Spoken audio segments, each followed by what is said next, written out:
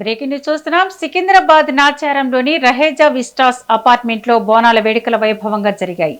సుమారు 1200 కుటుంబాలకు చెందిన దాదాపు 4000 మంది నివాసితులు ఒకే కుటుంబంలో కలిసికట్టుగా ఉత్సవాల్లో పాల్గొన్నారు. అమ్మవారికి భక్తి శ్రద్ధలతో పూజలు, అభిషేకాలు నిర్వహించారు.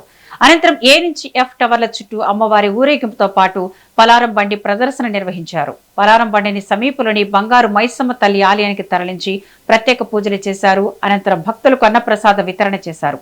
అపార్ట్మెంట్ వాసులంతా ఐక్యంగా పాల్గొనడంతో ప్రాంగణమంతా ఆధ్యాత్మిక శోభ సంతరించుకుంది.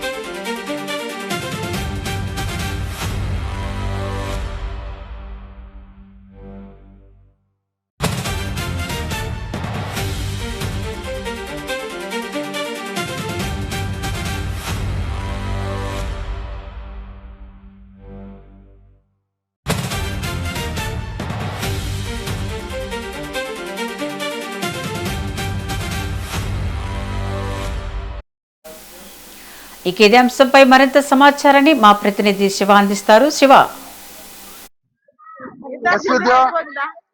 తెలంగాణలో బోనాలు అంటే ఎంతో విశిష్టత ఉంటుంది. అందులో ఈ యొక్క ఆఖరివారం కావడంతో హైదరాబాద్ లో పలు చోట్ల అయితే బోనాల పండుగ అయితే ఎంతో ఘనంగా అయితే నిర్వహిస్తున్నారు. అందులో ప్రస్తుతం అయితే మనం సికింద్రాబాద్ సమీపంలోని నాచారంలో అయితే రాజేశ్వర విల్లాస్ లో అయితే మనం ఉన్నాం. సో ఈ యొక్క విల్లాస్ లో సుమారు 1200 మంది ఫ్యామిలీస్ తో దాదాపు 4000 మంది కలిసి ఎంతో అంగరంగ వైభవంగా ఇక్కడ అమ్మవారి యొక్క బోనాలు అయితే నిర్వహిస్తున్నారు. మనం చూస్తున్నట్టయితే ఈ అందరు కూడా అమ్మలక్కలు అందరూ కూడా కలిసి ఎంతో భక్తి శ్రద్ధలతో ఇక్కడ పలారం బండిని కూడా ఇక్కడైతే నిర్వహించడం అయితే జరుగుతుంది. తర్వాత మనం చూసినట్టయితే దాదాపు 1200 మందిలో 1200 మంది కుటుంబాలతో 4000 మంది యొక్క అందరూ కలిసి కూడా ఈ యొక్క బోనాల పండుగను అయితే ఎంతో విశిష్టతతో ఎంతో నేపథ్యంతో ఎంతో ఆనందంగా అయితే జరుపుకోవడం అయితే జరుగుతుంది. ఇక్కడ మనం చూసినట్టయితే ఈ యొక్క తొలిసారి ఇది కావడంతో ఇక్కడ ఎంతో ప్రత్యేకంగా వీరైతే అందరూ ఎంతో భక్తి శ్రద్ధలతో నిర్వహిస్తున్నారు. మనం చూసినట్టయితే ఈ యొక్క సికింద్రాబాద్ నాచారం రహేజా విల్లాస్ లో అందరూ కలిసి మొదటిసారి అయితే ఈ యొక్క అమ్మవారి యొక్క బోనాలు అయితే నిర్వహించడం అయితే జరుగుతుంది. 1200 కుటుంబాలు కాస్త అందరూ కూడా మేమందరం 1200 కుటుంబాలు కాదు, మేమందరం ఒకే కుటుంబం అంటూ కూడా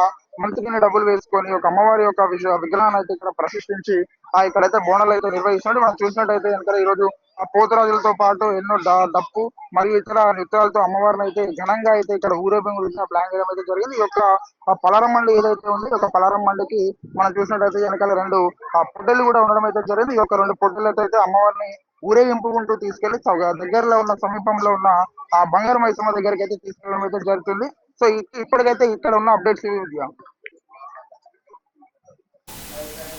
థ్యాంక్ యూ శివ.